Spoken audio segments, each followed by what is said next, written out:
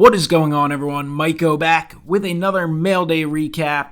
This one is for the love of the hobby, the love of the nostalgia, the love of the sport, the love of the teams, the love of the players, the memories, all of it. It is awesome. Collecting is fun. Gotta love what you collect what you love, and enjoy the hobby. There's so many different ways to collect, right? Buying singles, buying wax, building sets, player collecting, grading, buying raw, high-end stuff, low-end stuff. I like to do a little bit of it all. This is definitely going to be low-end stuff, and like I said, just stuff for the love of the hobby. So let's take a look at my most recent acquisitions through mail days / maybe a few pickups from recent shows.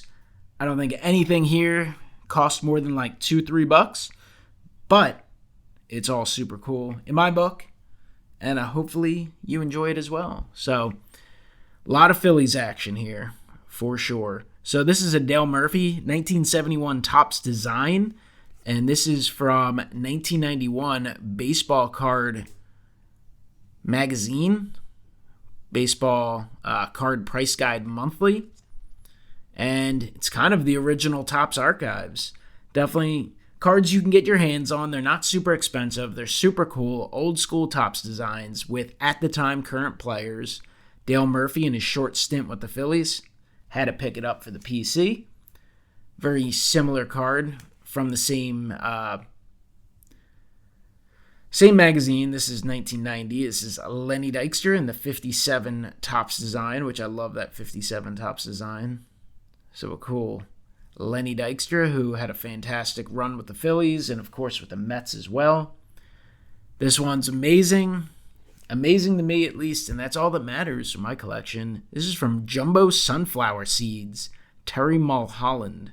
So they call it Autograph Series 3. I don't know if you could get autographs in these or they wanted you to get autographs. Obviously, it's the facsimile signature there.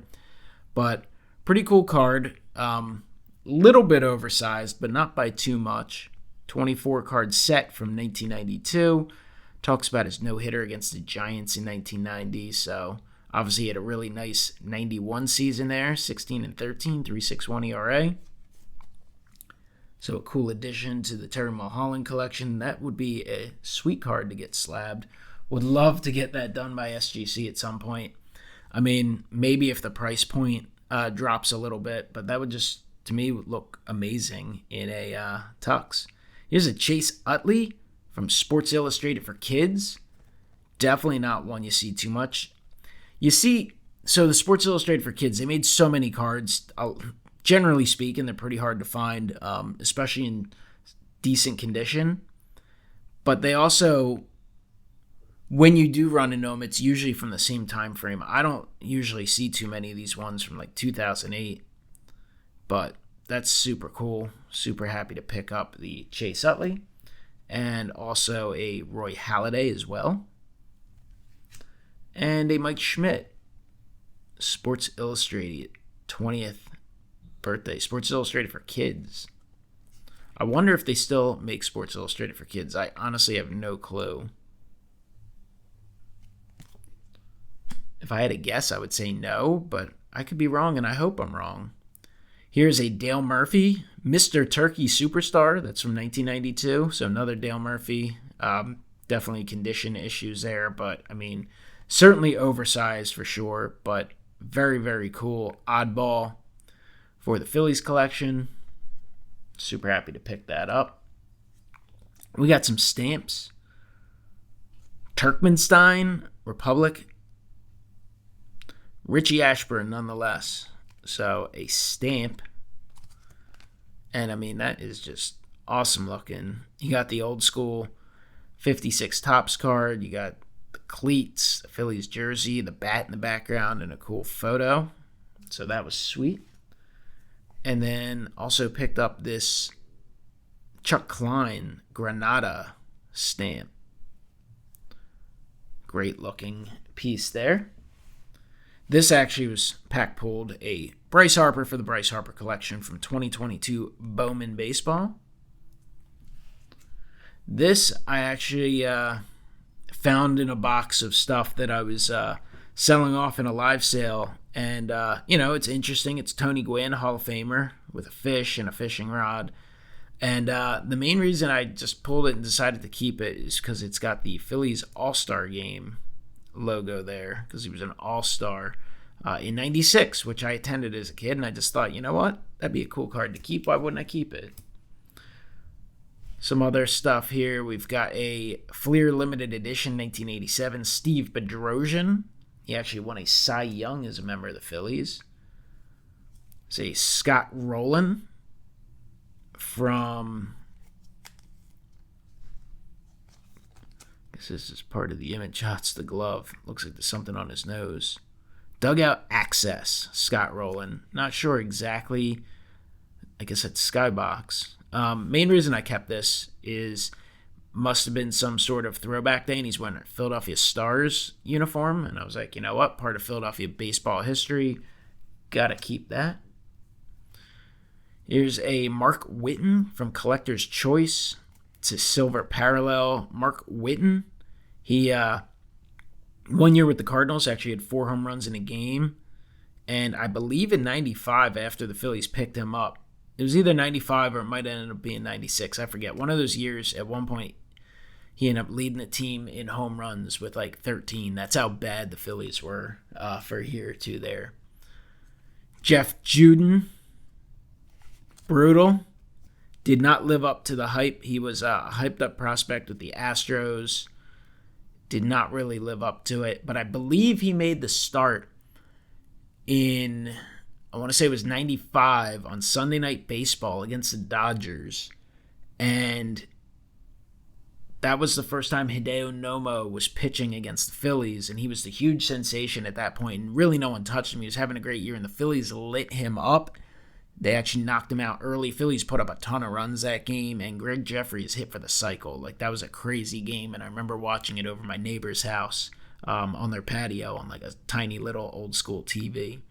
But Jeff Juden. And here's a Bobby Munoz. He was a Yankees prospect.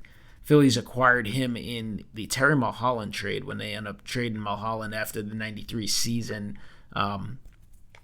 to the Yankees. They ended up bringing back Mulholland a few years later, but Bobby Munoz, and in the ugly blue hat. The blue hat just did not work with those jerseys. The Phillies ditched it after a short time. Here's a cool Upper Deck SP Authentic, Scott Rowland, just a gorgeous looking card. Another, I guess, a modern day food and beverage, Yoo-Hoo, Mike Schmidt. And you don't see these that often. Like, I mean, you can find them if you want them, and they're not expensive at all, but you certainly don't see him as much as, say, an '88 Fleer or an '89 Topps or anything. But cool Mike Schmidt there. He's a Post Serial '94 collection, Darren Dalton, fan favorite in Philadelphia. It's another Harper pickup. This is from Topps X All Rise Aaron Judge set, so I picked up the Bryce Harper out of that set. So the Phillies over the years have had a ton of Topps Now cards. This year been a little light. Here's the first one for 2022. It's Kyle Schwarber, and he had a home run in his first at-bat for the Phillies, and he was the leadoff hitter in the home opener. So the season started off with a bolt of energy. It's been kind of back and forth since, but they made a Kyle Schwarber, so that finally came in. So I picked that up, which is cool. And then they also made a Bryson Stott, which I showed off in the past. That came in earlier, but they made those both after the home opener. And then now, as of May 24th, the Phillies just got their second Topps Now card of the year. It's a Zach Eflin pitching well when they had a walk-off win, so it's crazy how long it took. 91 Fleer Ultra, Steve Fry. I wouldn't be surprised if this is like the first Steve Fry card ever showed off in a mail day in YouTube history. Steve Fry, he's from around where I grew up, born in Meadowbrook, Pennsylvania, home Newtown, Pennsylvania, at least back then. I believe he is an instructor now in baseball down in Florida, so I take it he lives in Florida. But he was like the hometown guy. I remember growing up, he actually pitched for portions of 2 seasons for the Phillies in like '95 or so. Never had a officially released Phillies card. He does have like a photo card that they sold back at the stadium, which I'd like to pick up at some point. But I do remember as a kid, one of my brothers went to a different school, one of the local public schools. I guess he was in the elementary school, and he was there during the off season signing autographs and stuff. And I remember always thinking, man, it'd be so cool if a baseball player came to my school. But really cool. Steve Fry 91 Ultra, just randomly found that in a box one night. Figure, what the hell? Why would I not keep that? Here's a couple Fleer Metal Universe Patriots. A couple guys from the 96 AFC champions, Hall of Famer Curtis Martin, and all-time fantastic tight end Ben Coates. He was like the big-time offensive threat of tight ends before the new generation of tight ends start coming along. I mean, he was overshadowed in his time by Shannon Sharp a little bit, but then it was like those two, and then Tony Gonzalez came along, and it was kind of just him. And now, of course, over the recent years, between Gronkowski and Kelsey and now Pitts, you have a load of tight ends who are making plays all the time. All right, let's see what other cheap stuff we have here. Just a cool Diamond Kings. Got this out of a hanger box. Bryce Harper. Pretty cool looking for a card that does not have licensing. Of course, it really stands out. You got the back of the jersey. You got the Fanatic hat, so that's pretty cool. Just a random vintage NFL card. John Morris. Don't know much about him, but it's cool that centers used to get respect in the hobby and got some cards. So a vintage Patriot card. I mean, you got to love a Vince Wilfork card. I mean, that's cool. Couple of these Conlon cards. Heine Sand, shortstop for the Phillies. Got some career stats there. Of course, Chuck Klein, MVP, 1932, and Triple Crown winner in 1933. So very cool just to have some playing day images, little write-up, some statistics from the season. Sweet Hall of Famer. Some cheap Patriot cards. David Patton, he caught a touchdown pass, threw a touchdown pass, and ran for a touchdown. All in the same game. I think he was either the first one to do it or the first one in forever to do it. I don't know if it's been done since, but that was way back in the early 2000s. Passed away this past year. Antoine Smith, just random guys that I remember from, hard to believe, 20 years ago. Drew Bledsoe, fan favorite. Terry Glenn. He had a great rookie season. Here's a cool old school Topps Chrome Troy Brown. Torrey Holt, who never actually played for the Patriots. I mean, I believe he played a few preseason games, but did not make the team. But he got a Topps card, which I did not realize. So pick that up. Kind of interesting to have. Interesting oddball. There's another Jeff Juden, just a little lot of Fleer cards. Tyler Green actually made one All-Star game. He was a huge hype prospect.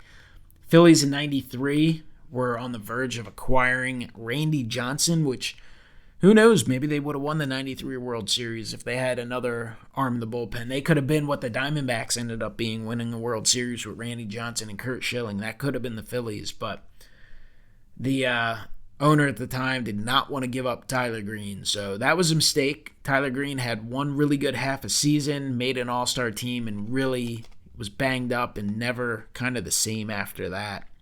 And now you're watching a YouTube video going, who the hell is Tyler Green? And unless you're a Phillies fan, you probably don't remember him. Gene Harris, this is just like type of guy, relief pitcher. Never had a card as a Philly in Topps, but found this Fleer, and that's another reason it's cool that back in the day you had multiple companies, because sometimes companies fall in love with just repeating the same players over and again, and you get a product like Fleer, and I can get some players that didn't have Topps release cards, and that's what we kind of see now. Certain guys just never ever get cards. Greg Jeffries, Mike Mims, Paul Quantrill. He was a Phillies opening day starter. He was actually solid for the Phillies. Norm Charlton, one of the nasty boys, part of that 90 Reds team. Just awesome that he has a Phillies card. Remember, he actually got hit in the head with a line drive. I think he stayed in the game, too. He was a gushing blood. It was crazy. Ricky Otero. No one's going to know anything about Ricky Otero, but I know Wesker Griff somewhere at some point in time is watching this video, pausing the video, telling his brother about the video, and wouldn't be surprised if they both comment on it at some point. But Ricky Otero, Mets card. Ricky Otero. He was a Philly of the past. Light hitting guy, kind of like the modern day, or the old school Roman Quinn. Roman Quinn is like the modern day Ricky Otero. And just memories for Phillies fans who suffered through those 90s teams. Here's Billy McMillan. So this guy was a prospect for the Marlins, and the Phillies traded Darren Daulton in 97. He was towards his contract was ending, and he was at the end of the line. Like, he was more than likely going to retire following the season. Phillies traded him to Florida, acquired Billy McMillan. Daulton went on to help the Marlins win the World Series, had some clutch hits, big hits, big part of that team. Billy McMillan actually had a couple home runs for the Phillies, played okay, but really didn't amount to a whole lot past a year or two. But Billy McMillan, the guy the Phillies acquired for Darren Daulton. Kevin Jordan, he was actually a solid Phillies utility guy for a number of years. He was actually also acquired from the Yankees in that Mulholland trade I talked about a little earlier. 93 draft pick Wayne Gomes.